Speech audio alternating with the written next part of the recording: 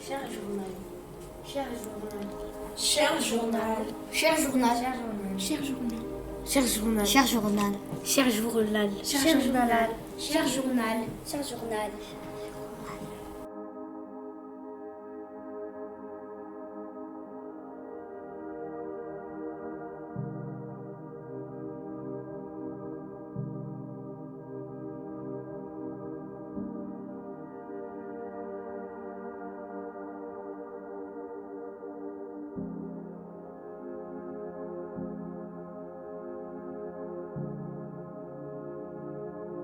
Mardi 24 septembre 2024, nous avons eu la chance de rencontrer l'équipe bleue des sous-mariniers.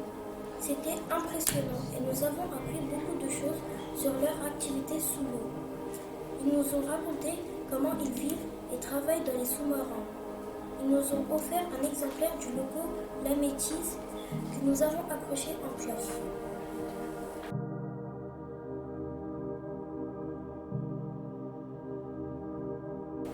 Cette année, notre maîtresse a en charge la chorale de toute l'école. Elle a donc choisi l'œuvre pour enfants Mila et l'arbre à bateau d'Isabelle Aboulker.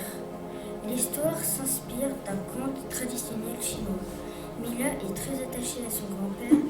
Elle aime se promener avec lui dans la forêt. Il lui a appris le nom des arbres, mais quelque chose tracasse Mila. Depuis que son chat est mort de vieillesse, Son papier devine ses préoccupations et lui demande de ne pas être triste quand il mourra, car elle pourra penser à lui et lui parler au milieu des arbres qu'ils aiment, tous les deux. Et c'est ce qu'elle va faire après sa mort, jusqu'au jour où elle croise des bûcherons avec une tronçonneuse qui ont besoin de bois de chêne pour fabriquer un bateau. Le cauchemar pour Mila. Mais elle se souvient que c'était le rêve de son grand-père de devenir marin et de partir sur un navire. Nous venons choisir des chaînes et demain nous reviendrons pour abattre quelques chaînes pour utiliser leur eau. Faut savoir, mademoiselle, que pour faire un bon bateau, c'est du bois de chêne qu'il nous faut, qu'il nous faut.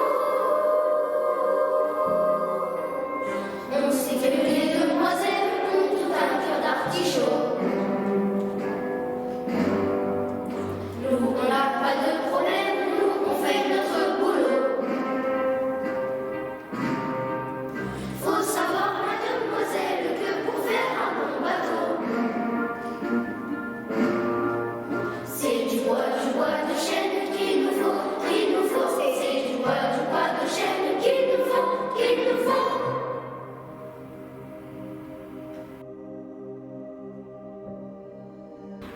Vendredi 6 décembre, c'est au tour de l'équipage rouge de nous rendre visite.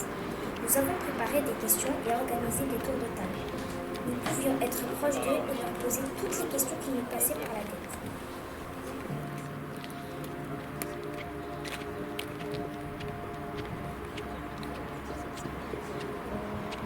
Parfois, dans la classe, on se fâche entre nous.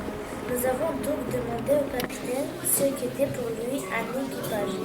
Il nous a expliqué qu'il était une équipe et qu'il avait une mission à réaliser tous ensemble. Alors même si parfois ils étaient fâchés entre eux, ils devaient mettre ce sentiment de côté pour mener à bien leur travail. Bonjour à tous. Ça peut être un avion aussi, mais chez nous c'est un sous-marin. Et donc nous, on est un équipage de sous-marins, donc on doit travailler ensemble, en fait on n'a pas le choix, parce qu'on a tous une tâche particulière à faire, et on doit se faire confiance sur cette tâche pour faire fonctionner le sous-marin. Donc je vais vous donner un exemple. C'est par exemple, le quartier de Boutilla ici, son travail, c'est d'écouter ce qui se passe autour du sous-marin. Mais si lui, il n'écoute pas bien, eh ben, moi, qui suis le commandant du sous-marin, ça veut dire que je ne sais pas ce qu'il y a autour du bateau. Donc ça veut dire que je dois lui faire confiance sur le fait que, en fait, il fait bien son travail et il écoute autour du sous-marin et il est capable de dire, ah bah tiens, là j'entends un bateau par là, ou j'entends une baleine, ou j'entends un dauphin. Et ça, c'est la confiance qu'il marche au sein de l'équipage. Et après, si le quartier-maître Boutilla est quelqu'un qui est casse-pied, eh ben, je pourrais lui dire, vous êtes casse-pied, quartier-maître Boutilla, mais je n'irai pas le taper. Je vais juste lui dire d'essayer de faire un effort dans un domaine particulier, sachant que par ailleurs, je lui fais confiance parce qu'il fait bien son travail. Donc il faut dissocier ce qui est comportement pour nous et ce qui est vraiment le travail et les tâches.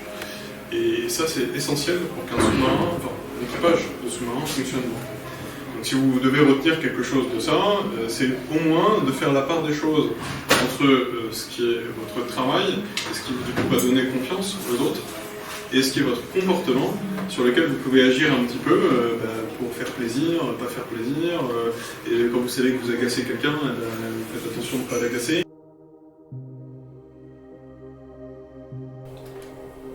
C'était vraiment passionnant.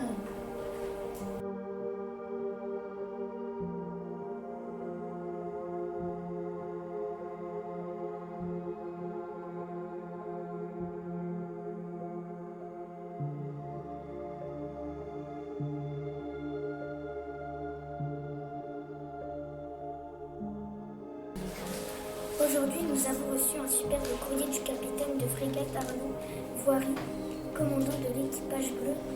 Il nous a écrit pour nous présenter ses vœux.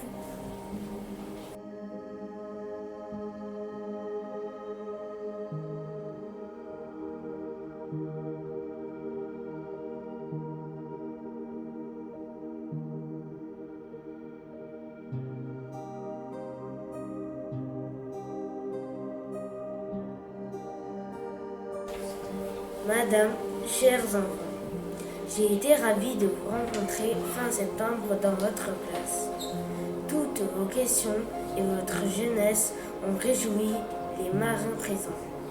Je vous souhaite de bien travailler et je vous encourage à donner le meilleur de vous-même pour un jour réaliser vos rêves.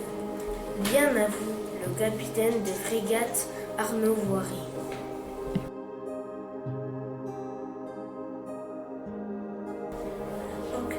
À notre tour, pour leur répondre, nous avons créé un cadre avec des mots mêlés en partant du mot équipage. C'est assez amusant. Puis nous avons récité les vœux Je vous aide de Jacques Brel pour les offrir à l'équipage.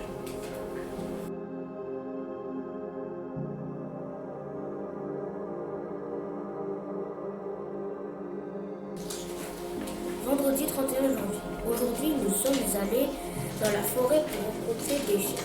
C'était une belle sortie et nous avons pu toucher les troncs des arbres et imaginer comme ils étaient transformés pour devenir des bateaux. Comme celui du grand-père de Mila, qu'il voulait devenir marin comme l'équipage de l'Améthyste. Nous participons également à la fête de l'oral. C'est un concours d'éloquence qui aura lieu dans le théâtre à l'italienne d'Épinal. C'est un lieu magique. Ces épreuves nous permettent d'apprendre tout au long de l'année à nous exprimer en public correctement. Nous devons préparer 3 épreuves, une lecture.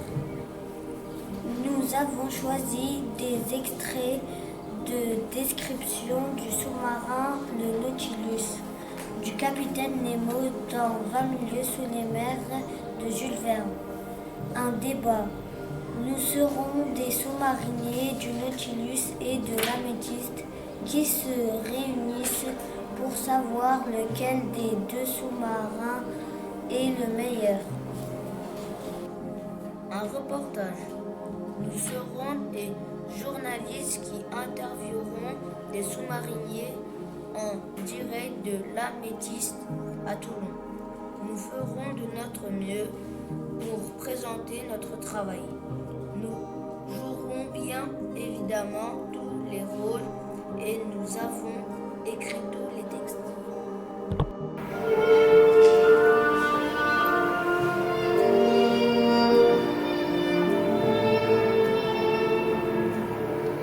Devenir marin, c'était le rêve de mon papy. Il se voyait capitaine d'un bateau. En